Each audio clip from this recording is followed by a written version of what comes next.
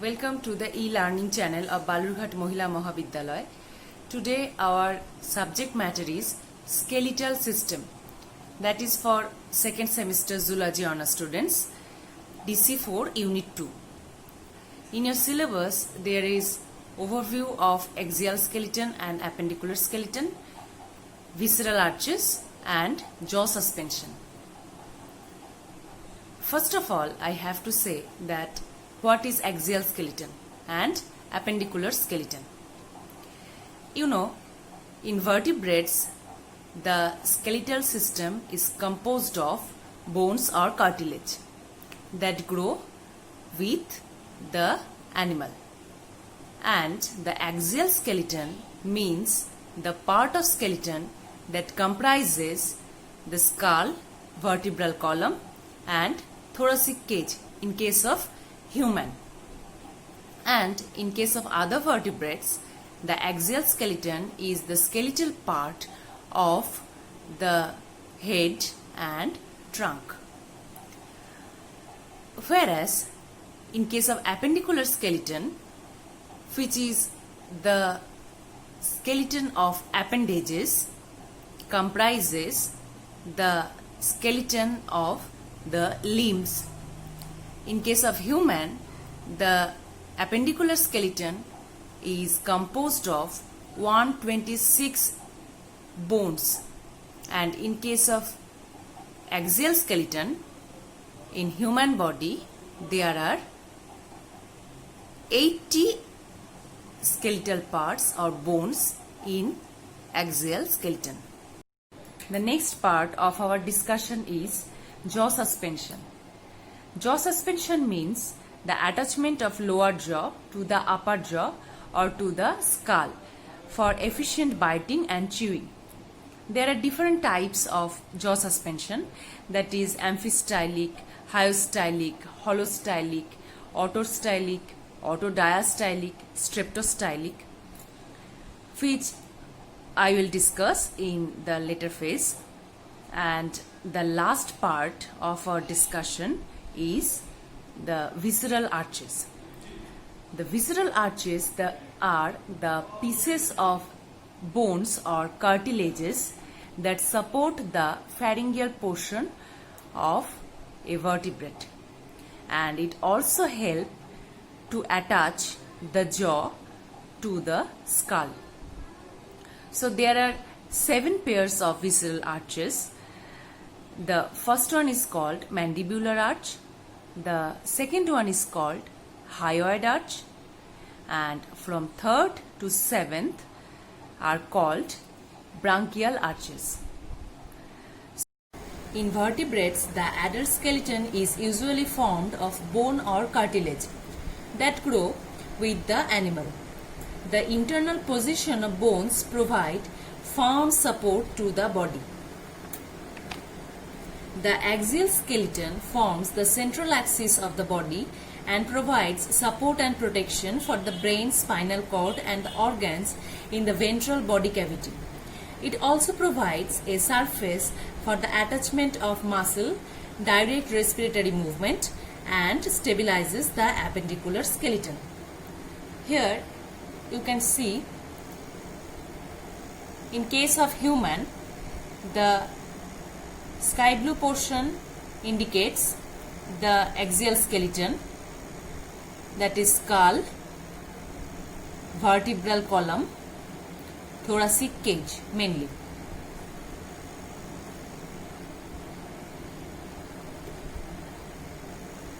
The appendicular skeleton includes the skeletal elements within the limbs as well as supporting pectoral and pelvic girdle. Here you can see the shoulder girdle, the upper limbs, the lower limbs, the pelvic girdle. These sky blue portions indicate the appendicular skeleton in human.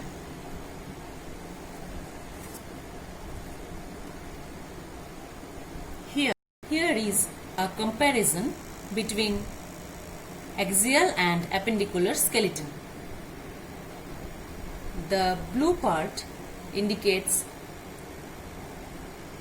the axial skeleton, and the red part indicates the appendicular skeleton.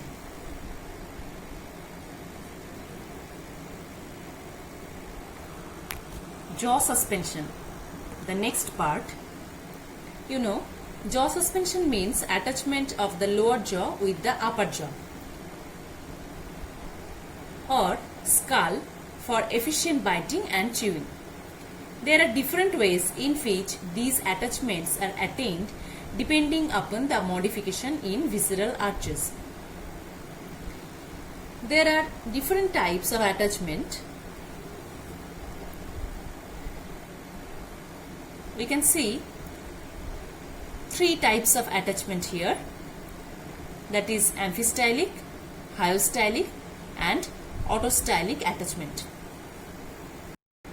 In case of amphistylic jaw suspension, the quadrate or the basal and otic processes of upper jaw are attached by ligaments to chondrocranium.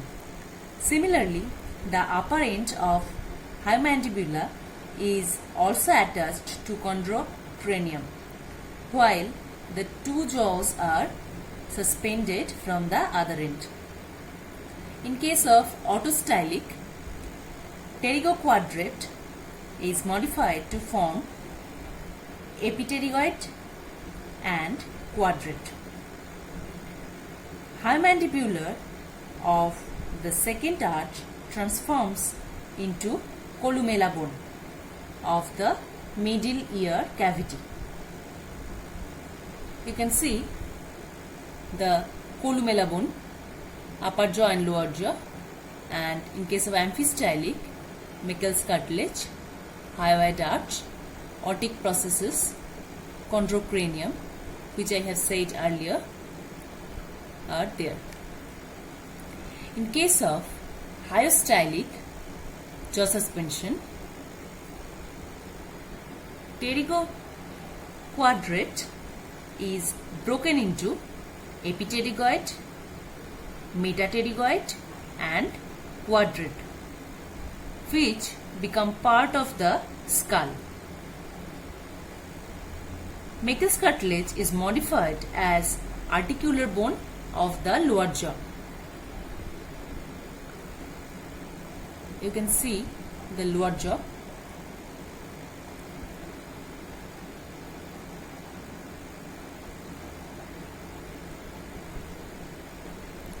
The autostylic jaw suspension is also divided into 3 subtypes: holostylic, monomostylic and streptostylic.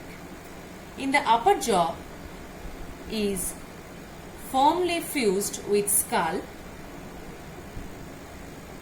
and lower jaw suspended from it. Hyoid arch is complete, independent and not attached to skull. That is found in case of chimeras. So, this is the holostylic jaw suspension. In case of monomostylic jaw suspension, in many tetrapods, hyomandibular forms columella and articulates with quadrate.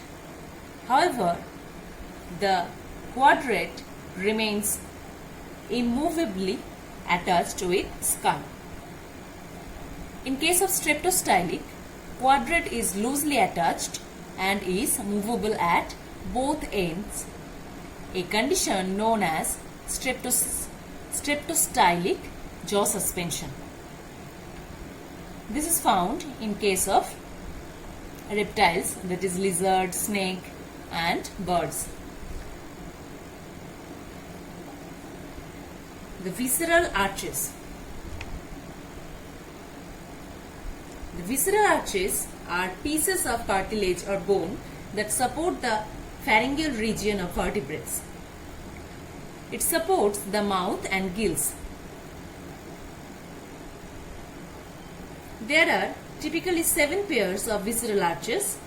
The first one is known as mandibular arch. The second one is hyoid arch. and from 3rd to 7th visceral arches are called branchial arches. So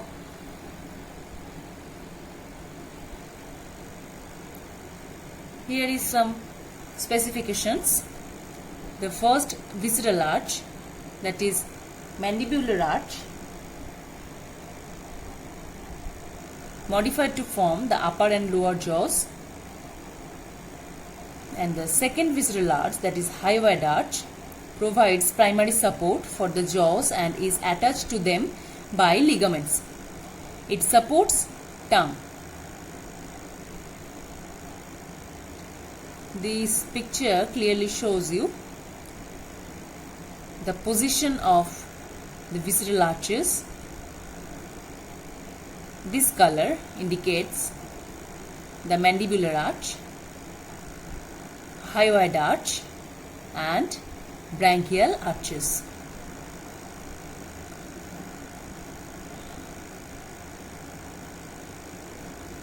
So, I hope you understand this topic clearly. Thank you.